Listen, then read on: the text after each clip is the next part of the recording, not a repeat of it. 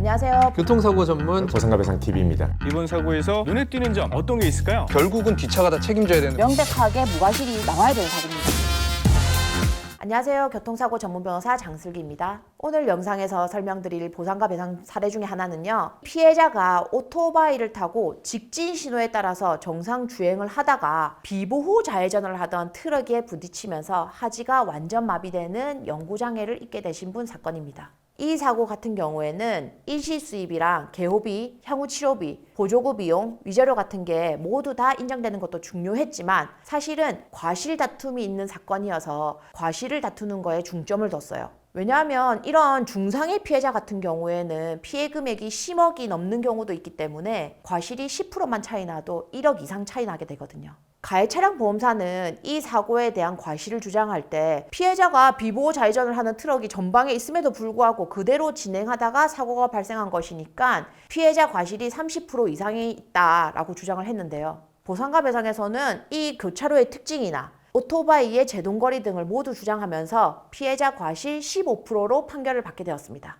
저희 사무실에서는 저희 의뢰인분의 신호가 직진 신호였다는 점, 의뢰인분 오토바이 뒤에 따르던 다른 오토바이도 연달아 사고가 났다는 점, 직진 주행하고 있던 이륜차가 보이는 상황이었기 때문에 가해 차량이 비보호 좌회전을 시도할 타이밍이 아니었다는 점, 그리고 저희 의뢰인분이 교차로에 진입할 당시에는 좌회전을 시도하는 차가 아예 안 보이는 상황이었기 때문에 가해 차량이 갑자기 좌회전을 시도할 것을 예측할 수가 없었다는 점, 그리고 정지거리를 계산해 볼 때 의뢰인분이 상대 차량을 발견하고 멈추어 섰다고 하더라도 이 사고는 발생할 수밖에 없었다는 점. 그 대신 상대 차량은 우리 의뢰인의 오토바이를 발견하고 좌회전을 하지 않았다면 이 사고는 발생하지 않았을 것이다라는 점. 이런 것들을 모두 주장해서 결국 과실에 있어서는 상대방에게 85%의 과실이 있다는 판결을 받을 수가 있었습니다. 그래서 피해자분은 일시수익과 개호비, 치료비, 보조구 비용 이런 것들을 모두 계산해서 12억 6천만 원 정도 인정되었거든요. 근데 소송을 진행하면서 그 피해자분이 간병 비용으로 쓰려고 가지급금으로 1억 5천만 원 정도를 보험사한테 미리 받았어요. 그래서 판결금으로는 그 돈 빼고 11억 1,400만 원을 손해배상금으로 받을 수 있게 되었습니다.